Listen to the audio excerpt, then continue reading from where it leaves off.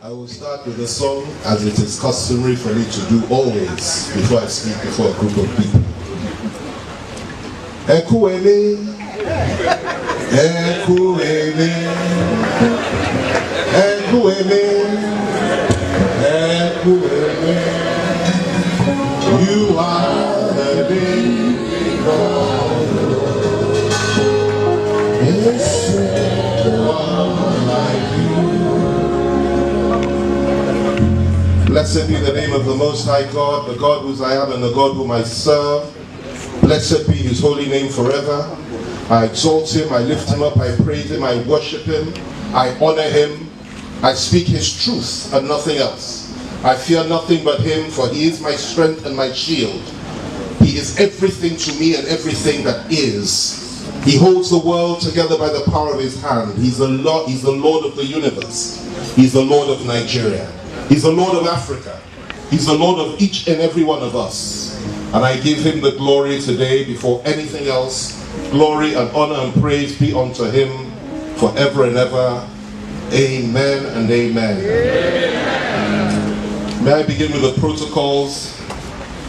I first recognize the chairman of this great occasion, a great man, a man that has done so much, not just for Anambra, but for the entire country, Nigeria, and a man that we love and we remember with the greatest fondness, and somebody that was a good friend, a younger brother to my late father, and we love him very much, and that is Governor Jim Nwobodo.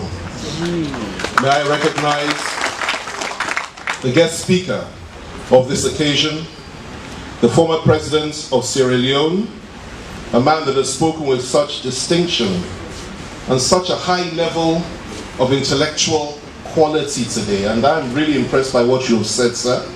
We've learned so much from you, and I'll say a few words about, if I may, about what you said today. We welcome you, sir.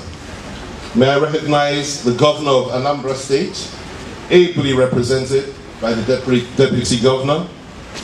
May I recognize the governor of Imo State, ably represented by my good friend, the former Minister of Education, Mrs. Viola Onweleri, looking as beautiful as ever. May I recognize you, madam. May I recognize my big brother, and a man that has been such a stabilizing force in my life. Every time I have any kind of small crisis or challenge, I go running to him, and he has never closed his doors to me. And you all know I've had many challenges in my life, and he's a great man. And that's Senator Ben Obi Odunego. God bless you, sir. May I recognize my friend and brother, Governor Ohakim, who is here today with us. A good friend. I was with him on if I may say so, I was with him on his last day in office when he was about to leave, packing all his bags, and he still found the time to see me, and we had a long discussion about what was to come. And everything he said that day to me, in the confines of his office and his home, came to pass over the next 8 years. So he's a man that is gifted with a very high level of the prophetic, and I commend you, sir. Thank you. May I also recognize somebody that's so important today, and that is the First Lady. First Lady at the beginning, First Lady at the end, First Lady always, the beautiful Mrs. Nnamdi Azikiwe, whose husband and who is our father and her husband we're coming to honor here today.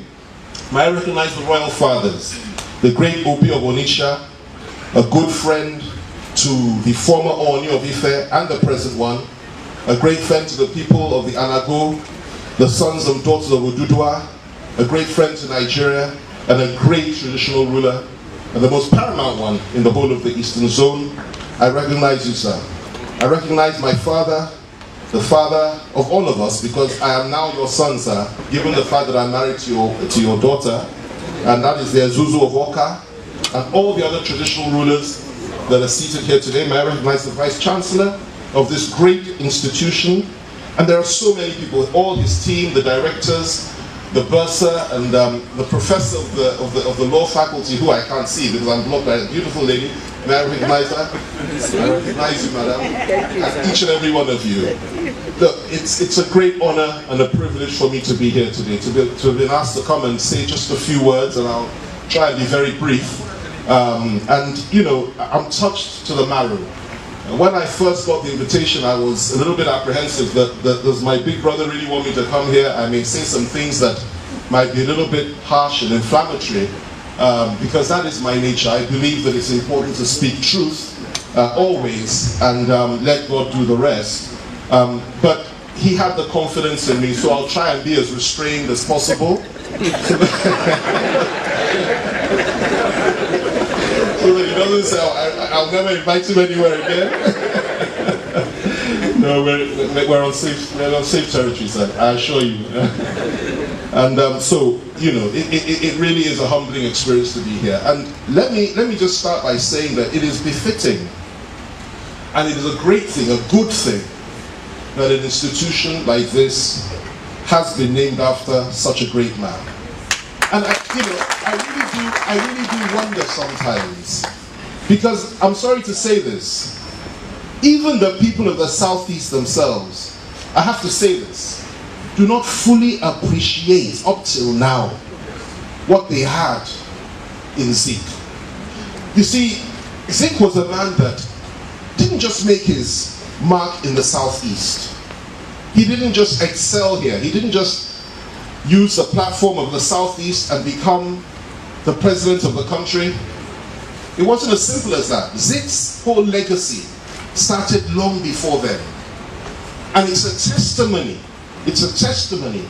of the power of unity and love between people from different ethnic backgrounds. That's what he represents to me, more than anything else. Zik would have been the first premier of the Western region, because Zik was as much a Lagosian as he was anything else. Zik was a man that lived in Lagos, that grew up in Lagos, that was voted for in Lagos. And when the great Herbert Macaulay, an Anago son, a son of Ojukwu, I don't use the word Yoruba for a number of reasons, but an Anago son, who passed on, he created, in my view, probably one of the greatest political parties that ever existed, and that was the NCNC. That's Herbert Macaulay. And on his dying bed, he handed over the flag of this great party to Zik of Africa, and he said, "You will lead from now on." And the man and Herbert Macaulay now died, and Zik took up the baton. And what did he do? Zik went to elections in the Southwest, regional elections, and he would have become the first premier of the Western region. I think it was just a question of carpet crossing, very complicated issue. I will not go into it here because it will create all kinds of problems for me back home if I say the wrong thing on this. But the facts are clear.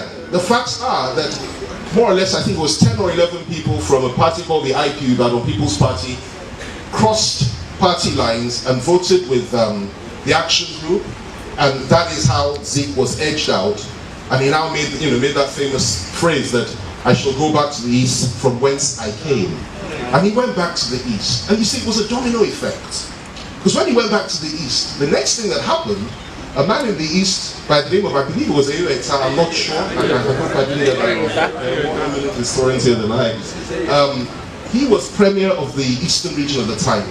But when Zik came back, he was literally brushed aside, and the people of the Southeast, and particularly the Igbo people, supported him for that position, and that's where it all started. He became premier of the Eastern region from whence he came. And I think that in itself was a bit of a tragedy for us, because if it had been different, if we hadn't looked at it the way we did at the time that we looked at it, and I'm talking about those from my part of the country, perhaps things would have been very, very different today in terms of integration, understanding, and so on and so forth. So, Zik's legacy was remarkable. And I have to say this, Ma, that, you know, when I met him, I think it was in 1991-92, we were on campaign with the lady Alhaji Umaru Shinkafi, his Choice 92 campaign team, and I was a special assistant.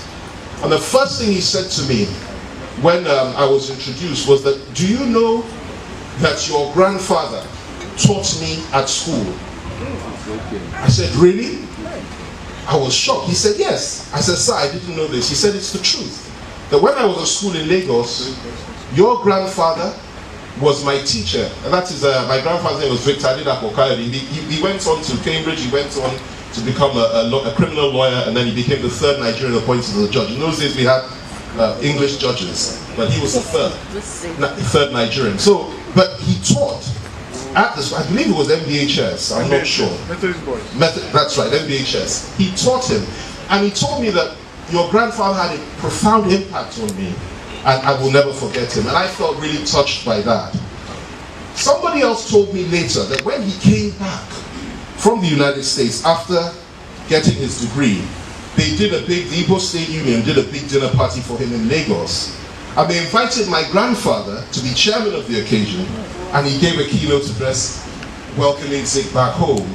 And that is the level of attachment and commitment. And that is the level of understanding that my family from 2 generations back have with the great Zik of Africa. Now, quite apart from that, and I'll be very brief, it went further. My father, who was in Action Group from 1953, and he left Action Group in 58, 59, he went to join the NCNC. And Zik graciously, in my view, offered him the most powerful position that the NCNC could offer anybody in the Southwest at the time. You have to understand that in those days, the Southwest was split down the middle. NCNC and Action Group. It wasn't a question of one side dominating the other. It was literally 50-50. And my dad was appointed as the leader of the opposition in the Western region, Western House of Assembly, and he led the NCNC team, and he, stood against Action Group, who were on the other side of the parliamentary aisle. So he worked with Zik. So my father worked with him as well, just as my grandfather knew him and mentored him and stood by him. And I'm very, very proud of that. And there is that element of attachment that I have. But quite apart from all that, look at what he did, and look at an ideal that we all shared. Some still share it, but not all. But at one point, we all shared that ideal. A united Nigeria, where every individual, regardless of tribe, regardless of faith, stood as an equal. Where everybody could aspire to be anything, regardless of where you came from, what your faith was, even who your father was. If you have the education, if you have the understanding, the wisdom and the knowledge and the courage, you will be able to aspire in that old Nigeria. Yes, there were issues here and there, but generally speaking, that was the principle on which our founding fathers established this country, fought for independence, won it. There were issues that came to fore almost immediately, and you are more familiar with this history than even those of us from outside the East are, because you suffered it. And I think it's very important that anybody or anything that happens in the past that has led to a high level of trauma amongst our citizens and our people, trauma on the part of those that were oppressed and murdered and subjected to genocide, and trauma on the part of those that did it, those of us that did it to them. Because trauma comes on both sides. This is something we cannot and we must not ignore as if it never happened. We had issues, and those issues started familiar what happened. Everybody knows what happened. I don't need to go into that. It's very, very upsetting to talk about it. But we can't brush it under the carpet. We had issues. And those issues ended up in July 29th, 1966. 300 Igbo officers were slaughtered in one night, including an Igbo head of state. Years before then, January 15th, 1966, there was an earlier coup. And about 20 prominent people were killed that night. Brutal, terrible, and unacceptable, including pregnant women. I would never subscribe to that. My father was the only one. They came to our house. And the man that led them is still alive. He's from the East. And I've made contact with him. But they came to our house, they took my father out, beat my father up in front of me. I was 6 years old, and took him away. But by divine providence of the finger of God, my dad would say. So the point I'm making is this. I have every reason to hold on to that and say, we can never forgive.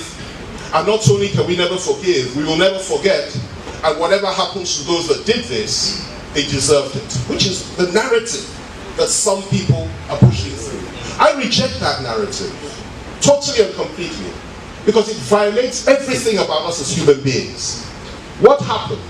The next thing that happened was the revenge coup. Like I said, 300 killed in one night, an Igbo head of state, a Yoruba military governor. And then came the pogroms in the north, between 30 to 100,000, closer to 100 I have to say,